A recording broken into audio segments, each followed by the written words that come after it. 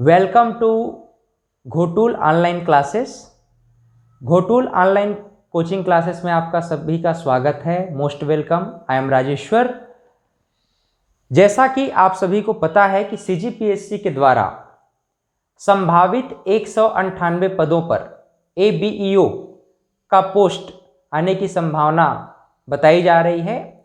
चूंकि एलिजिबिलिटी से संबंधित सीजीपीएससी ने ऑलरेडी घोषणा कर दिया है कि एबीईओ के पद के लिए 2013 के पश्चात अभी जो पद 2022 में आने वाली है उसके लिए क्या योग्यता होनी है। तो योग्यता के विषय में तो पहले ही बता दिया जा चुका है। अब हम आज मुख्य रूप से एबीईओ का जो सिलेबस है उस सिलेबस पर थोड़ा सा बात करना चाहते हैं। सबसे पहले तो ये समझिए कि एबीईओ का पद आखिर क्या होता है। एबीईओ अर्थात असिस्टेंट ब्लॉक एजुकेशन ऑफिसर, सहायक विकासखंड शिक्षा अधिकारी। आपने सुना होगा जिला शिक्षा अधिकारी, जो कि डिस्ट्रिक्ट लेवल पर होते हैं, जिला शिक्षा अधिकारी। वहीं विकासखंड स्तर पर भी ब्लॉक एजुकेशन ऑफिसरों की नियुक्ति की जाती है तथा ब्लॉक एजुकेशन ऑफिसरों को असिस्ट करने के लिए ABEO assistant block education officer की नियुक्ति सीजीपीएससी के द्वारा डायरेक्ट रिक्रूटमेंट के द्वारा सीधी भर्ती के माध्यम से की जा रही है। डायरेक्ट बीईओ का पोस्ट नहीं होता है। एबीईओ डायरेक्ट रिक्रूटमेंट है सीजीपीएससी के थ्रू। बाकी बीईओ प्रमोशन में, फिर डीईओ आगे चल करके प्रमोशन में आगे बढ़ते जाते हैं, है ना। तो ये हायरार्की है। चूंकि सहायक विकासखंड शिक्षा अधिकारी एजुकेशन से संबंधित है, इसलिए 2012 में जो इसकी एलिजिबिलिटी है अर्थात पात्रता में कुछ बदलाव किया गया है। पात्रता में यह है कि पहला तो ग्रेजुएशन होना चाहिए, किसी भी रिकॉग्नाइज्ड यूनिवर्सिटी से आप ग्रेजुएट हैं। साथ ही साथ आपने बीएड किया हुआ है ना, बैचलर इन एजुकेशन आपने डिग्री लिया हुआ है, तो निश्चित रूप से आप एलिजिबल हैं एबीईओ के पद के लिए। यानी आपको अभी कमर कस लेनी चाहिए इस तैयारी को करने के लिए, है ना। अब देखिए, हम सहायक विकासखंड शिक्षा अधिकारी के थोड़ा सिलेबस पर बात कर लेते हैं कि इसका सिलेबस किस प्रकार से होगा।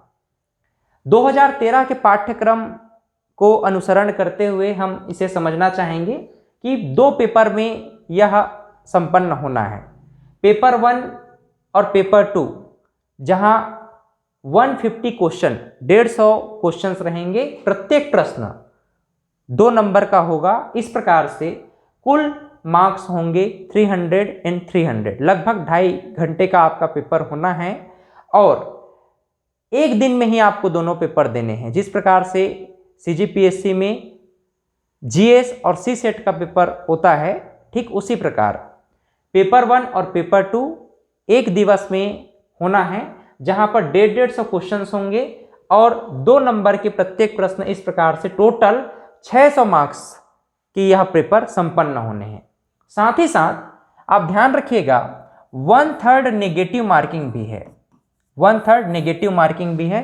तो इसका आपको विशेषकर ध्यान में रखना है कि नेगेटिव मार्किंग से बचने के लिए आपको एक सही रणनीति के तहत और सही प्रश्नों को ही हल करना है। ध्यान दीजिए, यहाँ पर 600 नंबर में आप अगर क्वालिफाई कर जाते हैं, अधिकतम नंबर है, अधिकतम मार्क्स है 600। अगर आप एलिजिबल हो जाते हैं, पहला जो एग्ज़ाम है लिखित पेपर है उसमें, पेपर 1 पेपर 2 में, तो आप अगले चरण में साक्षात्कार, तो आप जो है 75 मार्क्स के इंटरव्यू तक आप पहुँचते हैं, है ना। तो कुल मिलाकर के 675 अंकों में ही अंतिम मेरिट लिस्ट तैयार होना है और इसी में आपका एक पद आपको संरक्षित अपना करना है, अपना नाम यहाँ पर जो है रजिस्टर्ड करना है। तो इस पाठ्यक्रम को हम थोड़ा सा और वृहद रूप में समझने का प्रयास करेंगे। जैसे पेपर 1 और पेपर 2 की हम डिस्कस कर रहे थे, पेपर 1 पेपर 2 पर। तो पेपर 1 में 3 भाग हैं। कौन कौन से? एक तो सामान्य अध्ययन के अंतर्गत मुख्य रूप से जो इंडियन जीएस है, इंडियन जीएस, तो इंडियन जीएस पर हम मुख्य रूप से बात करेंगे। उसके बाद इंडियन जीएस के बाद जो भाग 2 है ये छत्तीसगढ़ जीएस पर आधारित है, और भाग 3 जो है गणितीय योग्यता, बुद्धिमत्ता परीक्षा और आंकड़ों का विश्लेषण, कुल मिलाकर के गणित और रीजनिंग पर आधारित है। ठीक, तो इस प्रकार से भाग 1, भाग 2 और भाग 3 पेपर 1 से संबंधित है। उसी प्रकार पेपर 2 की अगर बात करें तो पेपर 2 स्पेसिफाइड है शिक्षा नीति, शिक्षा एजुकेशन, शिक्षा पॉलिसी और शिक्षा के क्षेत्र से संबंधित जो सिलेबस है उसे पेपर 2 में समाहित किया गया है, स्पेसिफाइड है ना। तो शैक्षिक प्रशासन एवं शिक्षा का अधिकार, ये पेपर 2 का मुख्य रूप से सिलेबस है, जहां पर आपको कुल 6 यूनिट मिलेंगे। जहां पहले यूनिट में शिक्षा का अधिकार, दूसरे यूनिट में शैक्षिक प्रशासन एवं नेतृत्व, तीसरे यूनिट में विद्यालय संगठन एवं सुधार, चौथे यूनिट में आपको मिलेगा शिक्षा का गुणवत्ता पक्ष एवं नवाचार, और 5वें और 6वें इकाई में यूनिट में आपको RTE right to education central level and state level पर किस प्रकार से इम्प्लीमेंटेशन किया जा रहा है उस विषय में बताया गया है। ध्यान दीजिए, जो सिलेबस है यहाँ पर कुछ चीज़ें आपको ध्यान में रखना है। जैसे कि 2013 के सिलेबस पर हम लोगों ने स्पेशली बात किया है। अभी जो नोटिफिकेशन आपका आएगा ABEO के लिए, अगर उसमें कुछ सिलेबस में थोड़ा बहुत अगर चेंजेस हुआ, जैसे कि नवीन शिक्षा नीति 2020 इत्यादि अगर जोड़ा जाता है, तो अपडेटेड हम आपके लिए उसका भी क्लास लेकर के आएंगे। उसके लिए अगर आपको किसी प्रकार का अन्य शुल्क देय नहीं होगा, वो क्लासेस आपको फ्री में उपलब्ध कोर्स के साथ ही करा दी जाएगी अगर कुछ भी नया अपडेटेशन आता है तब।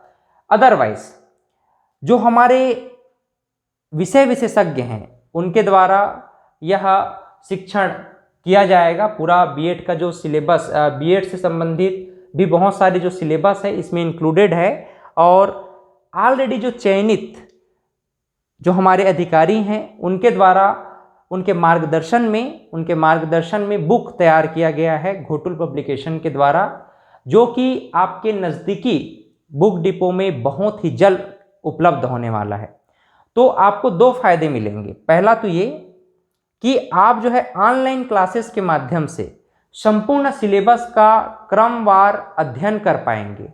दूसरी बात ये कि जो पूर्व में चयनित अधिकारी हैं, विशेषज्ञ हैं, उनके द्वारा जो बुक उनके मार्गदर्शन में बनाया गया है घोटुल पब्लिकेशन के द्वारा, वह इस कोर्स के साथ आपको उपलब्ध कराई जाएगी।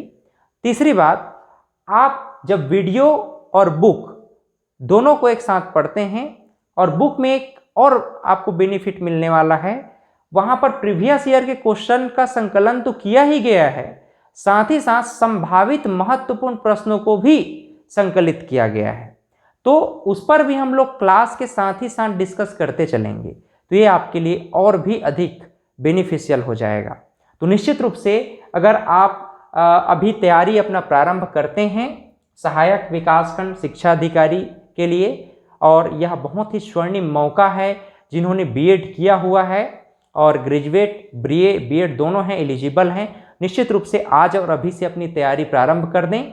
और ABEO की तैयारी कैसे करनी चाहिए इस पर हम एक नए वीडियो पर डिस्कस करेंगे विस्तार से।